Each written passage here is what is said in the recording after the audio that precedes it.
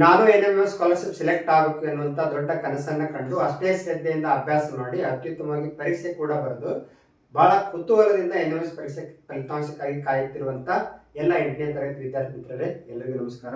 Sir, NMS result ಯಾವಾಗ, NMS mark list ಯಾವಾಗ ಬಿಡ್ತಾರೆ, ಈ ತರ ಹಲವಾರು ಪ್ರಶ್ನೆಗಳನ್ನು ಯೂಟ್ಯೂಬ್ ಕಮೆಂಟ್ ಮೂಲಕ ವಾಟ್ಸ್ಆಪ್ ಮೂಲಕ ಕೇಳ್ತಾ ಇದ್ರಿ. ನಿಮ್ಮೆಲ್ಲರ ಕ್ಯೂರಿಯಾಸಿಟಿಯ ಭಾಗವಾಗಿ ನಾವು ಇವತ್ತು ಈ ಒಂದು ವಿಡಿಯೋದಲ್ಲಿ NMS ರಿಸಲ್ಟ್ ಯಾವಾಗ ಪ್ರಕಟ ಮಾಡ್ತಾರೆ ಅಂದ್ರೆ ಮಾರ್ಕ್ ಲಿಸ್ಟ್ ಯಾವಾಗ ಬಿಡ್ತಾರ, ಫೈನಲ್ ಲಿಸ್ಟ್ ಅನ್ನು ಯಾವಾಗ ಪ್ರಕಟ ಮಾಡ್ತಾರ. ಆಲ್ರೆಡಿ ನಿಮ್ಗೆ ಒಂದು ಪ್ರೊಸೆಸ್ ಗೊತ್ತೈತಿ, ಆದ್ರೂ ಕೂಡ NMS ಸ್ಕಾಲರ್ಶಿಪ್ಗೆ ಆಯ್ಕೆ ಪ್ರಕ್ರಿಯೆ ಹೇಗೆ, ಒಂದು ಪ್ರಕ್ರಿಯೆ ಕಂಪ್ಲೀಟ್ ಆಗಿ ಗೊತ್ತಿದ್ರೆ ನಿಮಗೆ ಅನುಮಾನಗಳು ಕಡಿಮೆ ಆಗ್ತಾವೆ. ಅದ್ರ ಬಗ್ಗೆ ಒಂದು ಸಮಾಧಾನದ ಭಾವನೆ ಬರ್ತೈತೆ. ಅದಕ್ಕೋಸ್ಕರ ಸ್ಕಾಲರ್ಶಿಪ್ ಸೆಲೆಕ್ಟ್ ಆಗುವಂತ ಆಯ್ಕೆ ಪ್ರಕ್ರಿಯೆ ಹೇಗಿರ್ತೈತಿ, ಎಲಿಜಿಬಿಲಿಟಿ ಅಂದ್ರೆ ಏನು, ಸೆಲೆಕ್ಟ್ ಆಗೋದಂದ್ರೆ ಏನು, ಆಮೇಲೆ ಪರೀಕ್ಷೆ ರಾಜ್ಯ ಮಟ್ಟದಾದ್ರೂ ಕೂಡ ಜಿಲ್ಲಾ ಮಟ್ಟದಲ್ಲಿ ಹೆಂಗೆ ಆಯ್ಕೆ ಆಗ್ತೈತಿ, ಅದ್ರ ಬಗ್ಗೆ NMS ಸ್ಕಾಲರ್ಶಿಪ್ಗೆ ಆಯ್ಕೆ ಆಗಲು ಎಷ್ಟು ಅಂಕ ಗಳಿಸ್ಬೇಕು, ಈ ತರ ಹಲವಾರು ವಿಷಯಗಳನ್ನ ಈ ಒಂದು ವಿಡಿಯೋದಲ್ಲಿ ಡಿಸ್ಕಸ್ ಮಾಡ್ತಾ ಹೋಗೋಣ. ನಿಮಗೆ ಬಹಳ ಕ್ಯೂರಿಯಾಸಿಟಿ ಇರೋದು ಯಾವ್ದಂದ್ರೆ NMS ರಿಸಲ್ಟ್ ಯಾವಾಗ. ಈಗಾಗಲೇ ನಮಗೆ NMS ಪರೀಕ್ಷೆ ಫೆಬ್ರವರಿ 1 ಅಂದ್ರೆ 1/2/2026 ರಾಜ್ಯ ಹಂತದಲ್ಲಿ ನಮ್ಮ KCABಯ ಭಾಗವಾದಂತ ಕರ್ನಾಟಕ ಶಾಲಾ ಗುಣಮಟ್ಟ ಮೂಲ್ಯಾಂಕನ ಮತ್ತು ಅಂಗೀಕರಣ ಪರಿಷತ್ ಇವರು ನಡೆಸಿದಂತ ಪರೀಕ್ಷೆ ಭಾನುವಾರ 1ನೇ ತಾರೀಕಿಗೆ ಫೆಬ್ರವರಿಗೆ ಇತ್ತು. ಅದರ ಕೀ ಆನ್ಸರ್ ಯಾವಾಗ ಪ್ರಕಟ ಮಾಡಿದ್ರು ಅಂದ್ರೆ 4ನೇ ತಾರೀಕು ಫೆಬ್ರವರಿ 4/2/2026 ಪ್ರಕಟ ಮಾಡಿದ್ರು. ಅದರಲ್ಲಿ ಏನಾದ್ರು ಆಕ್ಷೇಪಣೆಗಳಿದ್ರ ನೀವು ಸಲ್ಲಿಸ್ರಿ ಅಂತ ಕೂಡ ಟೈಮ್ ಕೂಡ ಕೊಟ್ಟಿದ್ವಿ, 7ನೇ ತಾರೀಕು ಫೆಬ್ರವರಿ 2026ವರೆಗೂ. ಅದರಂತೆ ಆಕ್ಷೇಪಣೆ ಕೂಡ ಸಲ್ಲಿಸಿದ್ವಿ. ಅದರ ಪ್ರಕಾರ ಗ್ರೇಸ್ ಮಾರ್ಕ್ಸ್ ಕೂಡ ಕೊಟ್ಟು ಪರಿಷ್ಕೃತ ಕೀ ಆನ್ಸರ್ನ ಯಾವಾಗ ಪ್ರಕಟ ಮಾಡಿದ್ರು ಅಂದ್ರೆ 12/2/2026 ಪ್ರಕಟ ಮಾಡಿದ್ರು. ಅದಾದ್ಮೇಲೆ ನಿಮಗೆ ಕ್ಯೂರಿಯಾಸಿಟಿ ಜಾಸ್ತಿ ಆಗ್ತಾ ಹೋಗ್ತದೆ, ಏನಂದ್ರೆ ಯಾವಾಗ ಫೈನಲ್ ಲಿಸ್ಟ್ ಬಿಡ್ತಾರೆ, ಯಾವಾಗ ಮಾರ್ಕ್ ಲಿಸ್ಟ್ ಬಿಡ್ತಾರೆ ಅಂತಂದು. ನಾವೇನು ಹೇಳಿದ್ವಿ ನಿಮ್ಗೆ ಉತ್ತರವಾಗಿ, ಫಸ್ಟ್ ನೀವು ಕ್ಲಾಸ್ ಪರೀಕ್ಷೆ ಮುಗಿಸ್ತೀವಿ, ವಾರ್ಷಿಕ ಪರೀಕ್ಷೆ ನಂತರ ನಾವು ಹೇಳ್ತಂತ ಈ ತರ ಹೇಳಿದ್ವಿ. ಕಳೆದ 3-4 ವರ್ಷಗಳಿಂದ ರಿಸಲ್ಟ್ ನಾವು ಅನಾಲಿಸಿಸ್ ಮಾಡ್ತಾ ಹೋದಾಗ ಫೆಬ್ರವರಿ ಒಳಗೆ ಪರೀಕ್ಷೆ ನಡೆಸ್ತಾರ. ನೆಕ್ಸ್ಟ್ ರಿಸಲ್ಟ್ ಯಾವಾಗ ಬಿಡ್ತಾ ಇದಾರೆ ಅಂದ್ರೆ ಆಲ್ಮೋಸ್ಟ್ ಏಪ್ರಿಲ್ 1ನೇ ವಾರದಲ್ಲಿ ಮಾರ್ಕ್ ಲಿಸ್ಟ್ ಅನ್ನ ಪ್ರಕಟ ಮಾಡ್ತಾರೆ. ಅಂದ್ರೆ ಆ ಪರೀಕ್ಷೆ ಕೂತಂತ ಎಲ್ಲಾ ವಿದ್ಯಾರ್ಥಿಯು ಪೇಪರ್ ಅನ್ನು ಮ್ಯಾಟ್ ಗೆಸ್ಟ್ ತಗೊಂಡಾನ, ಸ್ಯಾಟ್ ಗೆಸ್ಟ್ ತಗೊಂಡಾನ, ಒಟ್ಟು ಅಂಕ ಎಷ್ಟು, ಈ ತರ ಮಾರ್ಕ್ಸ್ ಲಿಸ್ಟ್ ಅನ್ನ ಫಸ್ಟ್ ಬಿಡ್ತಾರ. ತದನಂತರ ಅದಾದ್ಮೇಲೆ ಒಂದು ವಾರ, 10 ದಿನ ಅಥವಾ 15 ದಿನ ಆದ್ಮೇಲೆ ತಾತ್ಕಾಲಿಕ ಆಯ್ಕೆ ಪಟ್ಟಿ ಅಂತೇಳಿ ಪ್ರಕಟ ಮಾಡ್ತಾರ. ಬಹುತೇಕ ಅದೇ ಅಂತಿಮ ಆಯ್ಕೆ ಪಟ್ಟಿ ಕೂಡ ಆಗಿರ್ತದೆ. ಈಗಾಗಲೇ ಏಪ್ರಿಲ್ 3ನೇ ತಾರೀಕು ಇಷ್ಟೊತ್ತಿಗಾಗಲೇ ಅವರು ಪ್ರಕಟ ಮಾಡಬೇಕಾಗಿತ್ತು. ಬಟ್ ಕಾರಣಾಂತರಗಳಿಂದ ನಾವು DSCRT ಅವ್ರನ್ನ ಸಂಪರ್ಕ ಮಾಡಿದಾಗ ಅವರಿಂದ ಬಂದಂತ ಮಾಹಿತಿ ಏನಂದ್ರ, ಇನ್ನೂ ಕೂಡ ಡಾಟಾ ಪರೀಕ್ಷೆಯನ್ನು ನಡೆಸಿದಲ್ಲ ಕರ್ನಾಟಕ ಶಾಲಾ ಪರೀಕ್ಷೆ ಮತ್ತು ಮೌಲ್ಯನಿರ್ಣಯ ಮಂಡಳಿಯ ಭಾಗವಾದಂತ ಕರ್ನಾಟಕ ಶಾಲಾ ಗುಣಮಟ್ಟ ಮೂಲ್ಯಾಂಕನ ಮತ್ತು ಅಂಗೀಕರಣ ಪರಿಷತ್, ಅಲ್ಲಿಂದ ಡಾಟಾ DSCRT ಬರ್ಬೇಕು. ಅಂದ್ರೆ ಸ್ಕ್ಯಾನ್ ಮಾಡಿದಂತ ಎಲ್ಲ ಮಾಹಿತಿ, OMR ಸ್ಕ್ಯಾನ್ ಮಾಡಿದಂತ ಮಾಹಿತಿ ಡಾಟಾ ಎಲ್ಲಿ ಬರ್ಬೇಕಂದ್ರೆ DSCRT ಬರ್ಬೇಕು. ತದನಂತರ ಅವರ ಉಸ್ತುವಾರಿಯಲ್ಲಿ KCAB ಮಂಡಳಿ ವೆಬ್ಸೈಟ್ ನಲ್ಲಿ ಅಥವಾ DSCRT ವೆಬ್ಸೈಟ್ ನಲ್ಲಿ ಆ ಫಲಿತಾಂಶವನ್ನು ಪ್ರಕಟ ಮಾಡ್ತಾರೆ.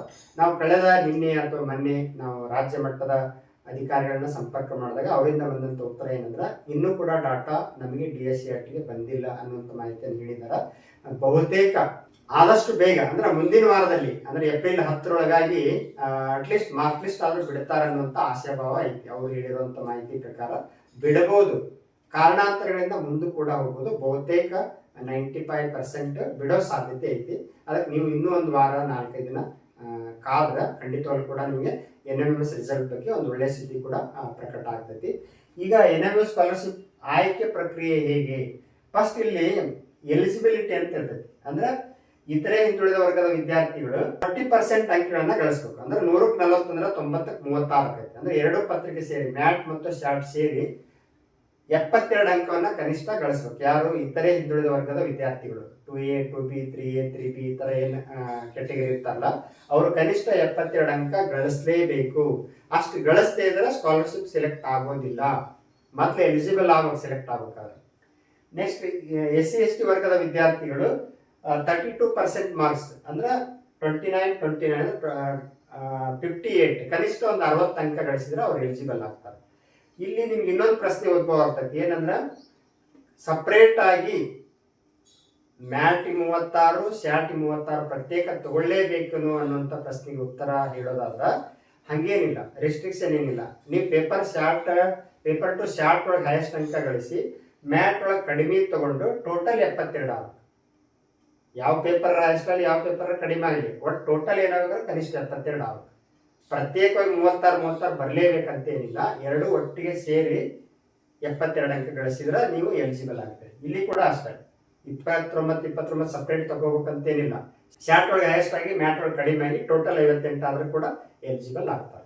ಸೊ ಇದು ಇಷ್ಟು ಎಲಿಜಿಬಲ್. ಯಾವ ವಿದ್ಯಾರ್ಥಿ NMS ಸ್ಕಾಲರ್ಶಿಪ್ ಸೆಲೆಕ್ಟ್ ಆಗ್ಬೇಕಲ್ಲ ಅವ್ರು ಎಲಿಜಿಬಲ್ ಆಗಲೇಬೇಕು. ಅಂದಾಗ ಮಾತ್ರ ಎಲಿಜಿಬಲ್ ಆದ್ರೊಳಗೆ ಮತ್ತೆ ಸೆಲೆಕ್ಷನ್ ಪ್ರೊಸೆಸ್ಗೆ ಕನ್ಸಿಡರ್ ಮಾಡ್ತಾರೆ. ಒಂದ್ ವೇಳೆ ಎಲಿಜಿಬಲ್ ಆಗದೆ ಇದ್ರ ಸೆಲೆಕ್ಷನ್ ಪ್ರೊಸೆಸ್ಗೆ ಕನ್ಸಿಡರ್ ಮಾಡೋದಿಲ್ಲ. ಇದು ಗೊತ್ತಿಲ್ಲ ನಿಮಗೆ. ಪರೀಕ್ಷೆ ರಾಜ್ಯ ಮಟ್ಟದ ಆದ್ರೂ ಕೂಡ ಆಯ್ಕೆ ಜಿಲ್ಲಾ ಮಟ್ಟದಲ್ಲಿ ಆಗ್ತದೆ. NCERT ಅವ್ರು ಏನ್ ಮಾಡ್ತಾರಂದ್ರ ನಮ್ಮ ದೇಶದಲ್ಲಿರುವಂತ ಎಲ್ಲಾ ರಾಜ್ಯಗಳಿಗೆ ಇಂತಿಷ್ಟು NMS ಸೀಟ್ ಅಂತ ನಿಗದಿ ಮಾಡಿರ್ತಾರೆ. ಅಂದ್ರೆ ಈಗ ನಮ್ಮ ಕರ್ನಾಟಕ ರಾಜ್ಯಕ್ಕೆ 5542 ಅಂದ್ರೆ ಸುಮಾರು ಒಂದು 5500 ಸಮಥಿಂಗ್ ಸೀಟ್ಗಳು, 5534, ಒಂದ್ಸಲ 5542, ಈ ತರ 5500 ಅಂದಾಜು ಸೀಟ್ ಅನ್ನ ನಮ್ಮ ಕರ್ನಾಟಕಕ್ಕೆ ಕೊಟ್ಟಿದ್ದಾರೆ. ಆ 5500 ಸೀಟ್ ಏನದಲ್ಲ, ಈ 5500 ಸೀಟ್ ಅನ್ನ ರಾಜ್ಯದ ವಿವಿಧ ಜಿಲ್ಲೆಗಳು ಏನಿದಲ್ಲ ದಾಖಲಾತಿಗೆ ಅನುಗುಣವಾಗಿ ಮತ್ತು NMS ಸ್ಕಾಲರ್ಶಿಪ್ಗೆ ಎಷ್ಟು ಸಲ್ಲಿಸಿದ್ದಾರೆ ಈ ಹಲವಾರು ಅಂಶಗಳನ್ನ ಗಮನದಲ್ಲಿ ಇಟ್ಟುಕೊಂಡು ಒಂದೊಂದು ಜಿಲ್ಲೆಗೆ ಇಂಥ ಸೀಟ್ ಅಂತ ನಿಗದಿ ಮಾಡ್ತಾರೆ. ಈಗ ಉದಾಹರಣೆಗೆ ಗದಗ ಅನ್ನುವಂಥ ಜಿಲ್ಲೆಗೆ 108 ಸೀಟ್ ಅನ್ನ ನಿಗದಿ ಮಾಡಿದ್ದಾರೆ.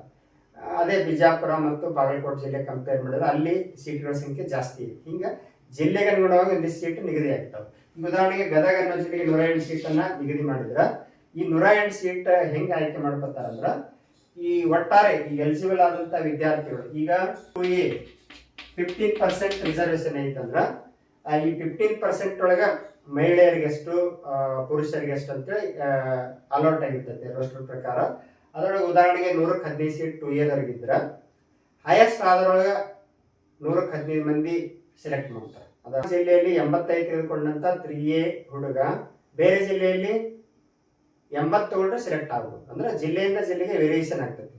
85 ಕಟ್ ಆಫ್ ಅಂತಂದು ಇಡೀ ರಾಜ್ಯಾದ್ಯಂತ ಎಲ್ಲಿ ಇರೋದಿಲ್ಲ. ಈಗ ನಮ್ಮ ಗದಗ ಜಿಲ್ಲೆಯಲ್ಲಿ 90 ತಗೊಂಡ್ರು ಸೆಲೆಕ್ಟ್ ಆಗದೆ ಹೋಗ್ಬೋದು. ಪಕ್ಕದಲ್ಲಿ ಬಳ್ಳಾರಿ ಜಿಲ್ಲೆಯಲ್ಲಿ 85 ತಗೊಂಡ್ರೆ ಸೆಲೆಕ್ಟ್ ಆಗ್ಬೋದು. ಹಿಂಗೆ ಜಿಲ್ಲೆಯಿಂದ ಜಿಲ್ಲೆಗೆ ಅಂಕಗಳು ವೇರಿಯೇಷನ್ ಆಗ್ತಾವೆ. ರಾಜ್ಯ ಮಟ್ಟದ ಪರೀಕ್ಷೆ ಆದ್ರೂ ಕೂಡ ಜಿಲ್ಲಾ ಹಂತದಲ್ಲಿ ವೇರಿಯೇಷನ್ ಆಗ್ತಿರ್ತಾವೆ. ಹಾಗೆ ನಿಮ್ಮ ಜಿಲ್ಲೆಯಲ್ಲಿ ಎಷ್ಟು ಸೀಟ್ ನಿಗದಿ ಮಾಡಿರ್ತಾರ ಆ ಸೀಟ್ಗೆ ಅನುಗುಣವಾಗಿ ನೀವು ತೆಗೆದುಕೊಂಡ ಅಂಕ ತಾಲೂಕು ವೈಸ್ ಅಂತಾನೂ ಅಲ್ಲ, ಇಡೀ ಜಿಲ್ಲೆಗೆ ಹೈಯೆಸ್ಟ್ ಯಾವ ತಾಲೂಕಿನ ಅಂಕ ತಗೊಂಡಿರ್ತಾರ ಆ ತಾಲೂಕಿನ ಹುಡುಗರು ಹೈಯೆಸ್ಟ್ ಸೆಲೆಕ್ಟ್ ಆಗ್ತಾರೆ. ಅದಕ್ಕೆ ಈ ವಿಷಯ ಗೊತ್ತಿರಲಿ. ಇನ್ನು NMS ಸ್ಕಾಲರ್ಶಿಪ್ಗೆ ಆಯ್ಕೆ ಆಗಲಿ ಎಷ್ಟು ಅಂಕ ಗಳಿಸಬೇಕು ಆನ್ ಅಂಡ್ ಎವರೇಜ್. ಈಗ ಕೆಲವು ಕಟಾನ್ಕಟ್ಟಿ ಅಂಕ ಅಂತ ಇರ್ತಾವೆ. ಈಗ 4-5 ವರ್ಷದ ಫಲಿತಾಂಶ ವಿಶ್ಲೇಷಣೆ ಮಾಡಿ ಹೇಳೋದಾದ್ರೆ ಎಷ್ಟು ಅಂಕ ತಗೊಂಡವರು ಸೆಲೆಕ್ಟ್ ಆಗ್ಬೋದು ಅಂತಂದ್ರೆ ಆನ್ ಅಂಡ್ ಎವರೇಜ್ 100 ಮ್ಯಾಗ ಏನು ಅಂಕ ತಗೊಂಡಿದ್ರಲ್ಲ 180ಕ್ಕೆ ಪೇಪರ್ 1 ಮ್ಯಾಟ್ ಶಾರ್ಟ್ 2 ಕೂಡಿ 100 ಮ್ಯಾಗ ಅಂಕ ಯಾರು ತಗೊಂಡಿದಾರೆ ಬಹುತೇಕ ಸೆಲೆಕ್ಟ್ ಆಗಿದ್ದಾರೆ. ಜಿಲ್ಲೆ ಯಾವ್ದಾದ್ರೆ ಆಗಿರಲಿ 100 ಮ್ಯಾಗ ಇದ್ದಾರೆ ಆಲ್ಮೋಸ್ಟ್ ಸೆಲೆಕ್ಟ್ ಆಗಿದ್ದಾರೆ.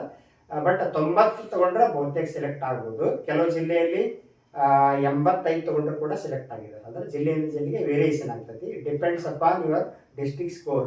ನಿಮ್ಮ ಜಿಲ್ಲೆಯಲ್ಲಿ ಅತಿ ಹೆಚ್ಚು ಅಂಕ ಗಳಿಸ್ತಾರೆ ಜಾಸ್ತಿ ಇದ್ರೆ ಆಟೋಮೆಟಿಕಲಿ ಸ್ಕೋರ್ ಜಾಸ್ತಿ ನಿಲ್ತದೆ. ಅದಕ್ಕೆ SC ವರ್ಗದ ವಿದ್ಯಾರ್ಥಿ ಇದ್ರೆ 80ರಿಂದ 85 ತಗೊಂಡ್ರು ಕೂಡ ಸೆಲೆಕ್ಟ್ ಆಗೋ ಸಾಧ್ಯತೆ ಇರ್ತದೆ. ಅಂದ್ರೆ ಕ್ಯಾಟಗರಿ ವೈಸ್ ಹೆಚ್ಚು ಕಡಿಮೆ ಆಗ್ತದೆ. 2B ಇದ್ರೂ ಕೂಡ ಕಡಿಮೆ ನಿಲ್ಲೋ ಸಾಧ್ಯತೆ ಇರ್ತೈತಿ. ಅದು ಹಿಂಗ ಅಂತ ಹೇಳಕ್ಕಾಗಿಲ್ಲ. ಬಟ್ ಆನ್ ಅಂಡ್ ಎವರೇಜ್ 90 ಮೇಲೆ ಇದ್ರೆ ಹೋಪ್ ಇಟ್ಕೋಬಹುದು, 100 ಮೇಲೆ ಇದ್ರೆ ಗ್ಯಾರಂಟಿ ಹೋಪ್ ಇಟ್ಕೋಬಹುದು. ಇತರ ಹಿಂದುಳಿದ ವರ್ಗಗಳು ಕೆಲವು ಕ್ಯಾಟಗರಿ 2B ಆಗಿರ್ಬೋದು, SC ಆಗಿರ್ಬೋದು 80-85 ಇದ್ರೂ ಕೂಡ ಸೆಲೆಕ್ಟ್ ಆಗೋ ಸಾಧ್ಯತೆ ಇರ್ತದೆ. ಕೆಲವು ಕ್ಯಾಟಗರಿ ಏನೈತಲ್ಲ ರಿಸರ್ವೇಶನ್ ಕಡಿಮೆ ಇರ್ತೈತಿ, ಅವ್ರು ಆಟೋಮೆಟಿಕಲ್ ಸ್ವಲ್ಪ ಜಾಸ್ತಿ ನಿಲ್ತೈತಿ. ಅದಕ್ಕೆ ಈ ಇದಿಷ್ಟು ಅಂಶಗಳನ್ನ ಗಮನದಲ್ಲಿ ಇಟ್ಕೋರಿ. ಮತ್ತೀಗ ಇನ್ನೊಂದು 4-5 ದಿನದಲ್ಲಿ ಅಥವಾ 1 ವಾರದಲ್ಲಿ ರಿಸಲ್ಟ್ ಏನು ಬರ್ತೈತಲ್ಲ ಮತ್ತೆ ನಿಮ್ಗೆ ಏನೋ ಡೌಟ್ ಇದ್ರೆ ಮತ್ತೊಂದು ವಿಡಿಯೋ ರೂಪದಲ್ಲಿ ತಿಳಿಸೋ ಪ್ರಯತ್ನ ಮಾಡ್ತೀವಿ. ಒಟ್ಟಾರೆಯಾಗಿ ಮಾರ್ಕ್ಸ್ ಲಿಸ್ಟ್ ಈ ವರ್ಷ 2026 NMS ಪರೀಕ್ಷೆ ಮಾರ್ಕ್ಸ್ ಲಿಸ್ಟ್ ಅನ್ನ ಅತ್ಯಂತ ಶೀಘ್ರದಲ್ಲಿ ಬಿಡೋ ಸಾಧ್ಯತೆ ಐತಿ. ಅಲ್ಲಿವರೆಗೂ ನೀವು ಕಾಯಿರಿ ಅಂತ ಹೇಳ್ತಾ ಈ ಒಂದು ವಿಡಿಯೋ ಮುಗಿಸ್ತಾ ಇದೀವಿ. ಧನ್ಯವಾದಗಳು.